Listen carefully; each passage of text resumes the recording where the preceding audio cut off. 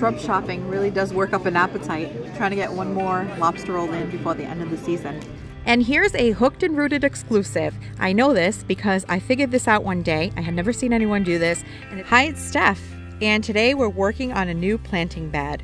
We are getting in one more project before the end of the season. And I have my garden assistant on hand today helping me out with some digging of holes.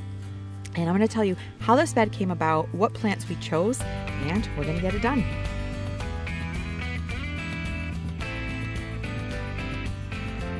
If you're new to my channel, my husband and I actually have a collection of Japanese maples and conifers. And over the last couple of years, we've been working on this new garden space here in the back of our yard.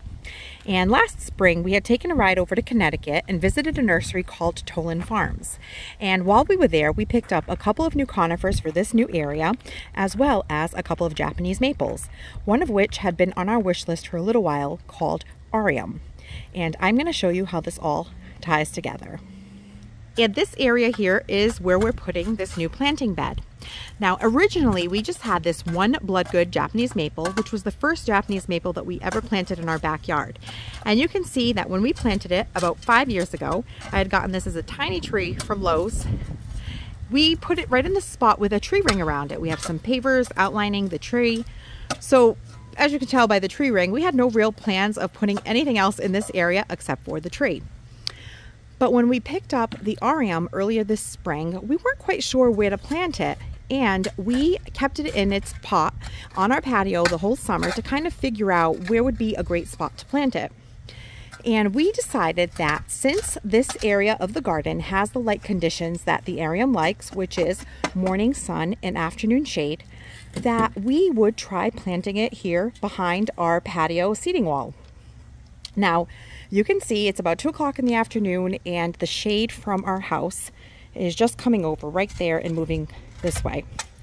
So I think that this Aureum will be really happy in this spot. But then that transpired into us having 2 maples. What about us getting another one and having a trio? So then that was it. A bed was in the works. Well, then it got us thinking that maybe we should order a 3rd tree, and we went to our Japanese maple wish list and picked out another. And I went ahead and called Lucille over at Whitman Farms in Oregon. I've ordered trees from Lucille a couple of times and they're always great. And so in case you're interested in ordering trees or curious about how they show up in the mail, here's some footage that I took from when we received our new trees from Lucille. We got some mail today, and it is some trees from Lucille over at Whitman Farms. So we're gonna go ahead and open these up and take a look at what the trees look like. This is Lucille's farm, Whitman Farms in Oregon. You can email her, and you can also check out our website, and I'll put the link to the website in the description of the video below. And we're going to go ahead and open this up. So I ordered 3 Japanese maples from Lucille, and I've ordered from her quite a few times so far.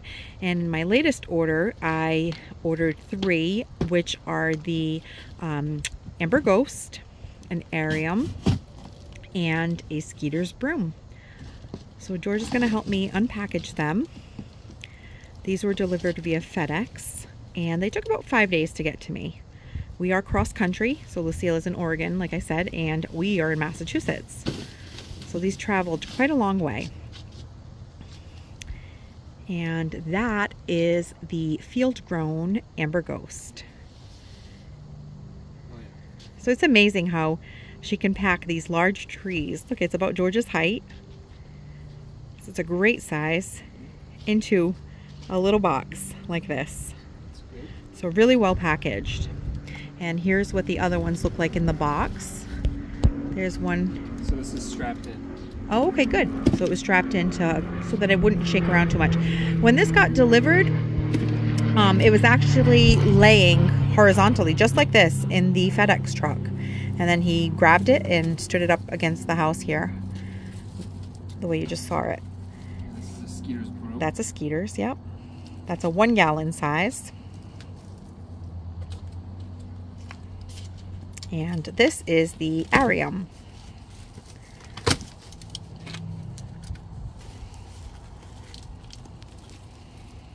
Nice. Here it is. So we need to stake this one. Yeah. We'll figure it out. Yeah, so we're going to work on getting these planted in the next few days, and we will show you where they go. But if you've never ordered Japanese maples before through the mail, Whitman Farms, Lucille, she's wonderful. And like I said, I've ordered from her a few times. So that larger one there with the purple tape is what she considers a field grown. And then the two smaller ones are 1 gallon sizes. And you can see that that Skeeter's is pretty tall for a 1 gallon. To give you an idea of how the soil is packed, Lucille actually inserts some newspaper that have been moistened inside the container here to provide moisture during shipping. Oh yeah, it's soaked. Yeah, so that's really smart.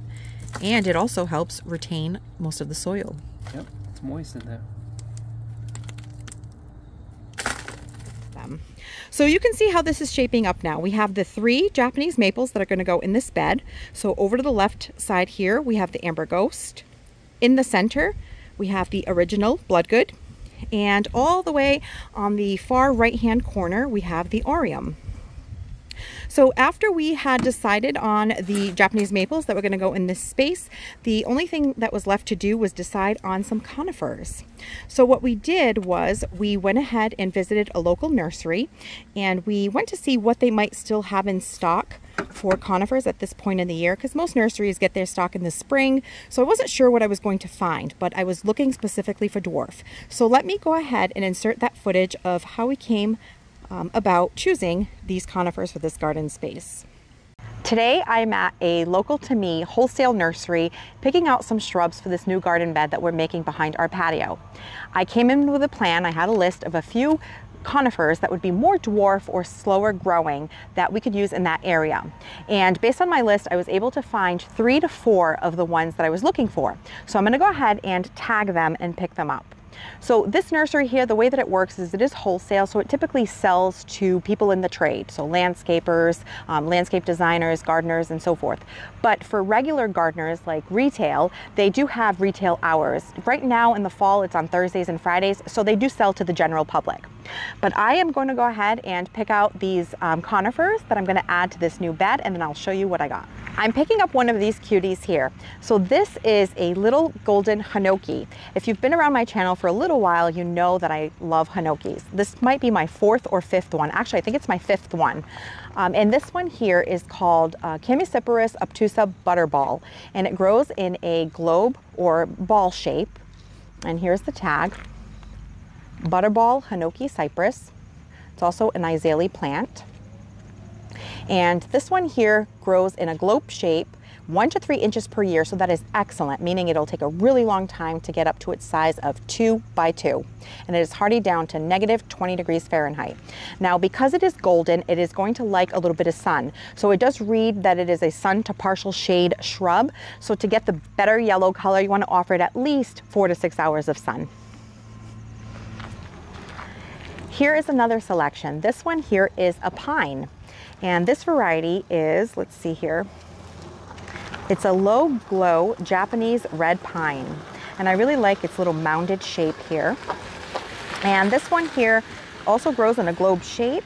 It grows 3 to 6 inches per year. So anything lower than a 12-inch per year growth rate is considered dwarf, which means it's slower growing. And it'll eventually get 4 feet high by 6 feet wide, and it is hardy down to -40 degrees Fahrenheit. It likes full sun. Another one I decided on is this cutie here. This one is called Picea abies Push. And this is another dwarf, only growing 2 to 4 inches a year. And this one here gets to be 2 by 3. So 2 feet by 3 feet in up to 10 years. So another really cute one. And what's beautiful about this one is you see all these cute little pine cones on the tips. In the spring, they come out a bright red.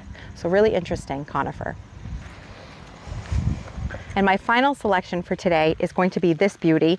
This is a blue prostrate noble fir. And what the prostrate means, prostrata, is that it's going to be sprawling. So it's going to be lower growing and kind of act like a ground cover. It has a really beautiful blue color. This one here says that it is spreading. It grows 3 to 6 inches per year, and it gets to be 3 high by 6 wide, hardy down to negative 20 degrees Fahrenheit, and it likes full sun. And I believe that the full sun is going to give it this most vibrant blue-gray color. So I'm going to try my best to give it as much sun as possible. Now this one was not on my list, but when I got here and saw it, I thought it was absolutely beautiful. And while a little bit of a splurge, I'm going to treat myself because I absolutely love it. And here are my 4 selections, and I really love the way that the colors are different and the textures are different, so I think it offers really beautiful contrast. We stopped here to eat, but of course I'm admiring the plants, and they have this big old tin bucket. It's like a galvanized tin of autumn joy sedum, and I was just telling George that they can keep this here all year round because sedum is so hardy down to zone 3 and we're in zone 6, so I bet you this just stays here, and it's absolutely beautiful.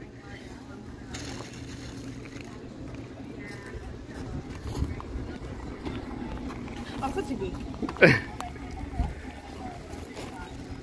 Always geeking out on the plants.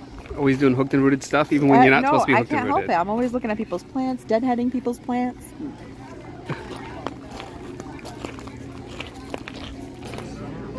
Shrub shopping really does work up an appetite. Trying to get one more lobster roll in before the end of the season. And these are eggplant fries, and they're really delicious.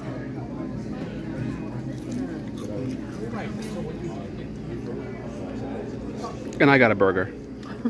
Boring, I know. Of course you did.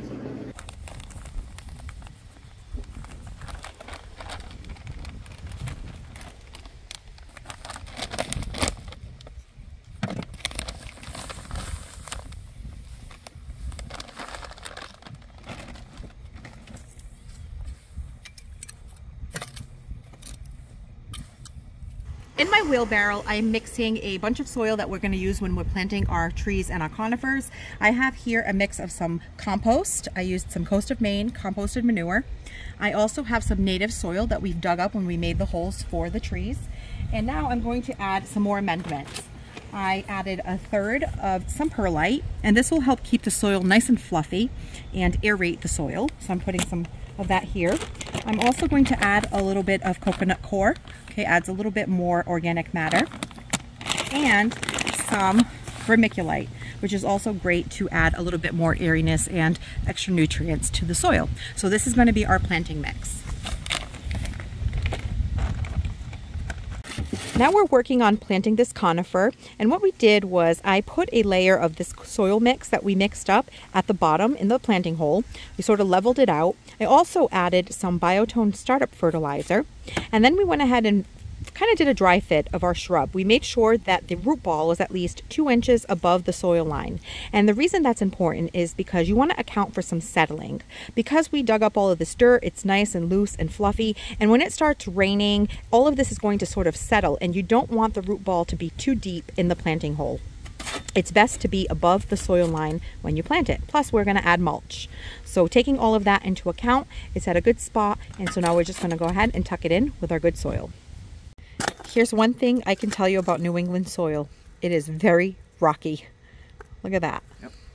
So you've been digging up rocks this whole time, any hole that we make. We're making a collection of it, and I've been adding it to our hillside area. I'll show you what that looks like after. So at least they're coming in handy. So we're going to go ahead and loosen up the grow bag to expose the root ball. Now, it's really interesting how these are grown in these grow bags. And the reason that this is done is because they are grown out in a field. This keeps the roots more compact so that they're not sprawling, you know, all the way through the land and establishing huge root systems, because these do eventually have to get dug up for sale. So the root bag does have roots that kind of grow through it. So you just have to be gentle when you're taking it apart. Try to cut away as much as you can and then gently tease the roots out of the grow bag. Let's see, right here's one. Mm-hmm. Well, you try to be as gentle as possible. There are some that you just can't. But the other ones were just like this. Yes. So, yeah, right. The other trees that we received from Lucille were just this way, and they worked out just fine. So as long as you're getting a majority of the roots intact, it'll be just fine. So we went ahead and we got that root ball or root bag off. And now we have it in the planting hole. Again, we're going to plant it a little bit higher. We're going to add some of our planting mix and some biotone. This one is going to need a little bit of staking because you can see that the root ball isn't that large, but it has a big canopy. So the wind is almost acting like a sail, and the wind's kind of knocking it around. So we're going to get it planted and we're going to stake this one. The tag? Lucille wants to make sure that you get it right. Yeah. I wonder why that is. Yeah. It must have happened before. So you definitely want to remove that fabric bag.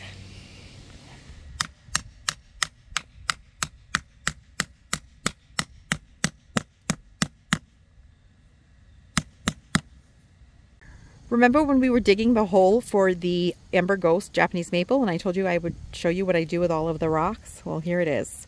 I use it on this hillside area sort of as a mulch. We just have this weed fabric that's suppressing some really gnarly weeds that we had up this way. This is the only place in the garden that I use the weed fabric, but these rocks I think look really cool in this area. And so every time I dig up rocks, I rinse them off, I put them here, and eventually this will probably get pretty full from all of the holes that I dig around the garden.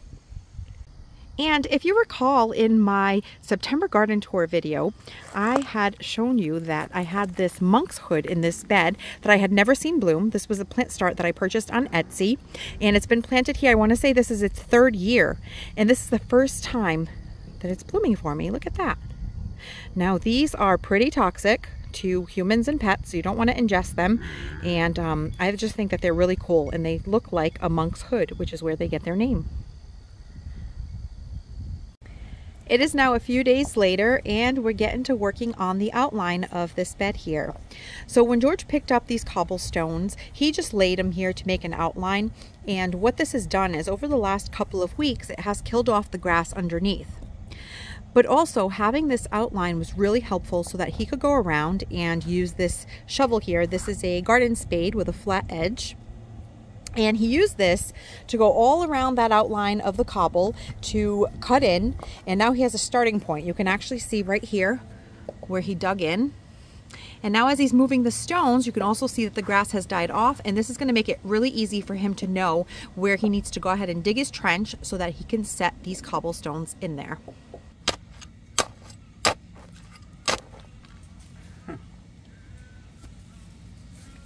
We are all done with the trench for the cobblestone. We've dry fit everything. And the last thing that we're going to go ahead and do is I cut some strips of this landscape fabric. And in the past, we had some edging stones around our flower beds where we didn't take this extra step. And when the weeds and the grass start growing between them, it's quite a nightmare to maintain. So we started doing this when we worked on that new garden area in the back where we put a strip of fabric underneath the cobblestones. And this really is helpful in preventing any of the weeds from growing between these cracks on the cobble. So we're going to go ahead and finish this up, and then we're on to placing the cardboard. Arts and crafts in the garden, huh? Yeah. I'm trying to cut around this shrub here without wasting cardboard. I think you need a better scissor. Oh my gosh, this scissor is terrible.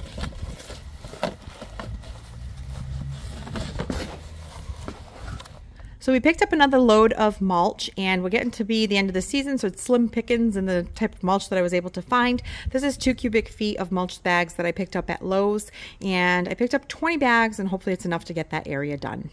And here's a Hooked and Rooted exclusive. I know this because I figured this out one day. I had never seen anyone do this, and it's probably the most ideal piece of cardboard you're going to find when you're doing sheet mulching. You see these perfect pieces of 4x4 cardboard with no holes or seams? This is what they call pallet cardboard, and typically at the box stores you will find these between cases of water. So in the aisle with the water, most of the time when people are picking up the cases, and if these are between the pallet, you know, on the pallet between the waters, they will just stack them on the side because they just move the cardboard out of their way. So there is always plenty of this cardboard hanging around in the aisle where they have the waters. So if you're looking to do a sheet mulching project, in the past I have used whatever type of cardboard I had laying around. You know, boxes that you get from shipments in the mail, but those can sometimes be a pain because there's lots of seams and tapes and labels. So this I found to be a great alternative. Of course, if, you know, boxes that you have laying around is all you have, great. But if you can come across this cardboard, it works wonderfully. And on curves and bends, such as here on the corner of this bed, if you want to use something that's less rigid than the cardboard, paper grocery bags also work really well and are really easy to layer and get it in the shape or curve that you need it to.